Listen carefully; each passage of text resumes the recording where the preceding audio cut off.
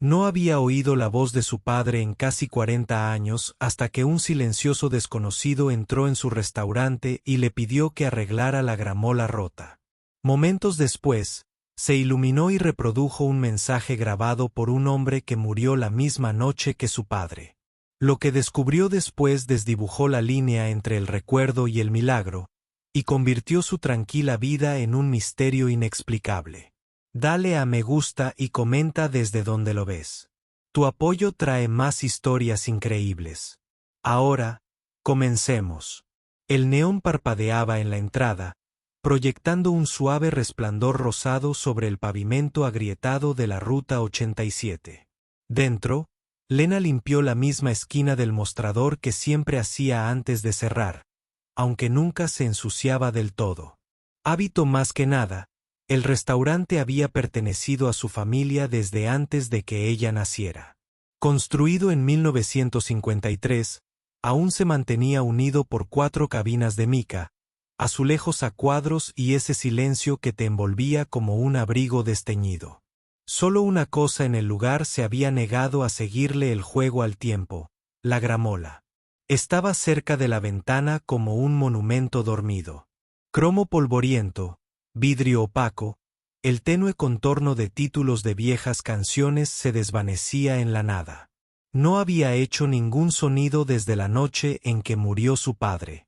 Esa noche de 1985, lo recordaba como si fuera en blanco y negro. Había llamado para decir que cerraba temprano. Nunca llegó a casa. El auto volcó en una curva helada a 10 millas de la casa. Y justo en el momento en que la policía estatal llamó a su puerta, la gramola falló, hizo un clic y se apagó permanentemente. Decenas de personas intentaron arreglarla. Nadie pudo.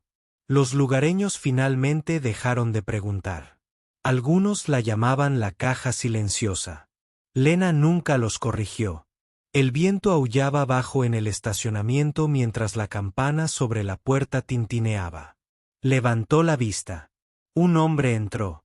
Tal vez de finales de los 60, jeans desgastados, abrigo manchado de aceite, gorra baja. Su barba era blanca, pero su mirada era aguda, casi inquisitiva.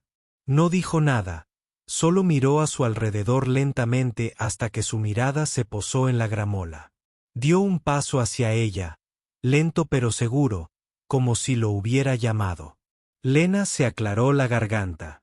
La cocina está cerrada. Asintió una vez.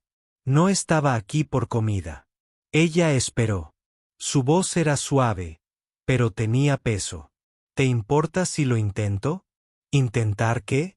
Ladeó la cabeza ligeramente, con los ojos todavía fijos en la máquina. La caja. Sus dedos se congelaron en el paño que tenía en la mano. Algo en él. No supo por qué dijo que sí. Tal vez fue la forma en que lo miró. Ni curiosidad, ni impresión, como si lo supiera. Ella asintió levemente. Él no sonrió, no volvió a hablar. Se acercó, se arrodilló frente a la gramola y sin herramientas, sin nada, comenzó a moverse como si abriera algo que nadie más podía ver. Jonas se movió como alguien que ya había hecho esto antes. Aunque nadie lo había hecho nunca, no con esta máquina. No hizo palanca ni desatornilló, solo pasó los dedos por el borde debajo del panel de la gramola. Era como si estuviera leyendo braille. Solo él podía ver. Lena se quedó paralizada, con las manos aún aferradas al trapo húmedo. El pulso le latía con fuerza en el cuello. No tenía ni idea de por qué lo había dejado acercarse. Tal vez pensó que fracasaría como todos los demás y que finalmente apaciguaría ese fantasma. Pero entonces encontró algo. Un surco oculto tan pequeño y olvidado que ni siquiera su padre lo mencionó. De su bolsillo, Jonas sacó algo pequeño, plano y metálico, como una moneda o una ficha. Lo deslizó en el surco sin dudarlo. Clic, la gramola tembló. El corazón de Lena latió con fuerza por un segundo. No pasó nada. Entonces las luces parpadearon. No las luces de la habitación, solo las de la gramola. Un tenue resplandor verde se abrió paso entre décadas de mugre. Salió de detrás del mostrador lentamente, como en un sueño. Los altavoces cobraron vida con un zumbido, luego un crujido, luego silencio, luego. «Esto es para ti, Lena». Se quedó paralizada. La voz era áspera, llena de estática, pero familiar de una manera que destrozó algo dentro de ella. «Si estás escuchando esto, no llegué a casa». Sus rodillas casi cedieron. Era su padre, no solo una voz que sonaba como él, no una alucinación. Él, el tamborileo, la pausa entre palabras, la forma en que se aclaró la garganta. Las lágrimas llenaron sus ojos antes de que se diera cuenta de que estaba llorando. Él continuó, con la voz un poco temblorosa. «Tuve que tomar el camino largo a casa. La tormenta es mala. Por si acaso». «No, estaba orgulloso de ti. Orgulloso de tu madre». No lo dije lo suficiente, pero el crujido se cortó de nuevo. Luego se reanudó. «Preparé esta grabación con la ayuda de un tipo que conocí cerca de la base. Dijo que podría sobrevivirnos a los dos. Si la máquina alguna vez reproduce esto, significa que estás escuchando y eso es suficiente». Lena presionó su mano contra su pecho, retrocediendo como si la máquina misma tuviera dientes. Levantó la vista. Jonas se había ido. Ningún tintineo del timbre, ningún paso, simplemente se había ido. Parpadeó y salió corriendo. El estacionamiento estaba vacío. Ni camión, ni huellas, solo viento y sombras. Dentro, la rocola aún brillaba. Y en el suelo, debajo, algo brillante, un pequeño carrete de cinta, y debajo, un papel amarillento, el recibo de un restaurante, firmado por Jonaclene, del cuerpo de señales de E.U. Fecha: 9 de diciembre de 1985. Se quedó sin aliento. Esa fue la noche en que murió su padre. Y Jona, el nombre despertó algo en su memoria. Un artículo, una historia. Él también murió en el derrumbe de una torre. La misma noche. Lena permaneció de pie lo que parecieron horas. La gramola había vuelto a quedarse en silencio, sus luces se habían atenuado hasta convertirse en un tenue resplandor, como exhausta de arrastrar una voz a través del tiempo. Pero el silencio ahora se sentía diferente. No vacío. Era pesado, como si hubiera cedido algo. Se arrodilló lentamente, con la mirada fija en los objetos que había debajo de la gramola. Le temblaban los dedos cuando cogió primero el carrete de cinta. Era pequeño, no más grande que la palma de su mano, el tipo de carrete que se usaba en las antiguas grabadoras de campaña militares. Los bordes estaban desgastados, casi chamuscados, como si hubiera sobrevivido a algo que no debía. Luego el recibo. La tinta se había desvanecido, pero la fecha era inconfundible. 9 de diciembre de 1985. Un sándwich de queso a la plancha, un café solo. La firma al pie, Jonaclene, cuerpo de señales de E.U. Lena respiraba con dificultad. Ese nombre no era casual. Su padre solía hablar de un tal Jona, un técnico destinado en el puesto de escucha de la Guerra Fría, a pocos pueblos de distancia, Fort Delane. La base había sido desmantelada hacía años, pero ella recordaba historias. Su padre lo mencionaba en conversaciones nocturnas, siempre con una especie de profundo respeto. Y entonces un escalofrío le recorrió la espalda. Jonaclene había muerto en un extraño accidente la misma noche que su padre. Recordó el titular del Livingston Chronicle. Colapso de la torre de radio. Sospecha de interferencia estática. No hubo supervivientes. Entonces, ¿cómo había entrado en su restaurante 39 años después? Se movió como una mujer dentro del sueño de otra. De vuelta en el mostrador, abrió el cajón donde guardaba viejos recortes de prensa, recibos, pequeños fragmentos de su vida que nunca tiraba. Efectivamente, cuidadosamente doblado en la contraportada, estaba el periódico. Allí estaba. Titular: técnico de señales muere en accidente en la torre. Foto: una imagen granulada en blanco y negro de un hombre uniformado. Era él. Jonah, la misma barba, la misma mirada penetrante, la misma quietud serena. Pero eso era imposible. Lena miró la foto, luego el recibo. La misma firma, el mismo hombre. El reloj de su restaurante sonaba de fondo, más fuerte de lo habitual. Algo estaba sucediendo, había sucedido, que no tenía sentido en el mundo que conocía. Y, sin embargo, una parte de ella, profunda, silenciosa, ancestral, lo creía por completo. Volvió a mirar la gramola. Era solo una máquina. Pero esa noche, se había convertido en una puerta. Y algo o alguien la había atravesado. A la mañana siguiente, Lena abrió el restaurante, aunque no había dormido. El cartel de cerrado seguía en la ventana, pero la puerta no estaba cerrada con llave. Necesitaba estar allí, no en casa, no sola.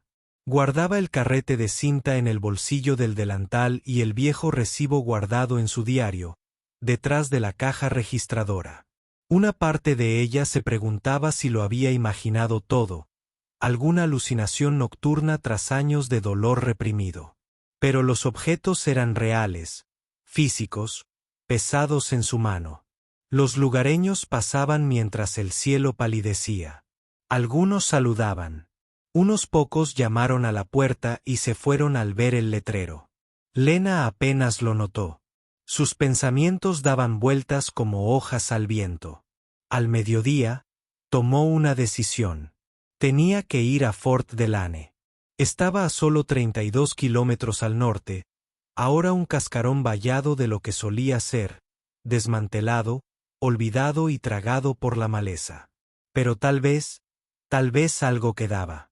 Aparcó junto a la vieja puerta, con el corazón latiéndole con fuerza. El lugar era inquietante, incluso a la luz del día. Un letrero descolorido colgaba torcido en la valla advirtiendo a los intrusos. Pero la cadena estaba rota, abierta como una invitación. Dentro del terreno, encontró pavimento agrietado, equipo oxidado y un edificio principal de comunicaciones con las ventanas destrozadas. Años de silencio resonaban más fuerte que cualquier viento. Pasó por encima de cables caídos, con cuidado de no tropezar. Luego, en la pared del fondo de la vieja sala de comunicaciones, un tablón de anuncios cubierto de polvo. Lo limpió con la manga. Decenas de fotos, ahora curvadas en las esquinas, seguían clavadas allí. Instantáneas en blanco y negro de hombres uniformados. Una en particular la dejó sin aliento. Jonah estaba de pie junto a su padre, más joven, ambos, sonriendo, orgullosos, con el mismo parche en las mangas, y en la pared, debajo de la foto, una etiqueta metálica atornillada al tablón. Tower hecho, la última bóveda de transmisión. Algo tiró de su memoria. El viejo chiste de su padre. Si alguna vez desaparezco, busca en Tower hecho. Ahí es donde vive mi voz. Pensó que había sido una metáfora. Se dirigió al pasillo interior. Una puerta al fondo decía acceso restringido, pero la cerradura estaba rota, igual que la reja. Dentro, los cables se enroscaban como venas.